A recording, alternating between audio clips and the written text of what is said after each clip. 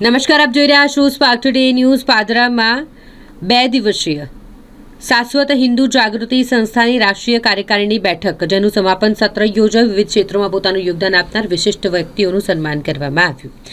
2 દિવસીય રાષ્ટ્રીય કાર્યકારીણી બેઠક ડભોઈ રોડ દાદા ભગવાનના મંદિર ખાતે યોજાઈ, જેમાં પરમ પૂજ્ય શ્રી સૂર્યસાગરજી મહારાજ સાહેબ, 1008 સ્વામી ડૉક્ટર સચિન સ્નાતનીજી મહારાજ ઉપસ્થિત રહ્યા.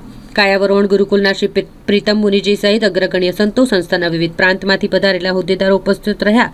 તમામ પધારેલા મહેમાનોનું મહાનુભાવોનું ભવ્ય સ્વાગત કરાયું. આવેલ મહાનુભાવોના હસ્તે દીપ પ્રાગટ્ય કરી કાર્યક્રમ ખુલ્લો મુકાયો.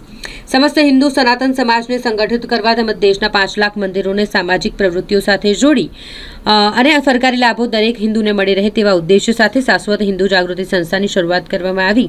2 દિવસીય કાર્યકારિણીની બેઠક યોજાઈ, જેનું સમાપન થયું. બેઠકના સમાપન સત્રમાં આવેલ સંતો મહંતોના હસ્તે વિવિધ ક્ષેત્રોમાં પોતાનું યોગદાન આપનાર વિશિષ્ટ વ્યક્તિઓનું સન્માન કરાયું. શાશ્વત હિન્દુ જાગૃતિ સંસ્થા દ્વારા આજરોજ વડોદરા મુકામે દાદા ભગવાન મંદિર કેલનપુર ખાતે 2 દિવસની રાષ્ટ્રીય કાર્યકારિણીની બેઠક કરવામાં આવી હતી, જેની અંદર દેશમાંથી લગભગ 27 જેટલી અલગ અલગ પ્રાંતમાંથી હોદ્દેદારો અને એમની ટીમ સાથે આગળ ઉપસ્થિત રહ્યા હતા.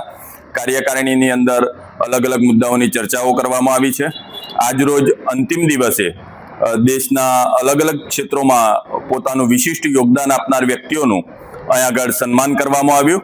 આ પ્રસંગે ખાસ સૂર્યસાગર મહારાજજી, આરાધ્ય દેવી સરસ્વતીજી, પ્રીતમ મુનિજી, ચેતનદાસજી મહારાજ જેવા અલગ અલગ સંતો આ પ્રસંગે ઉપસ્થિત રહ્યા હતા અને એમણે પણ આ શાશ્વત હિન્દુ જાગૃતિ માટે કેવી રીતે પ્રયત્નો કરવા જોઈએ જેમના વિશે માર્ગદર્શન આપ્યું અને ખૂબ સરસ રીતે અત્યારે પ્રોગ્રામ સંપન્ન થયો.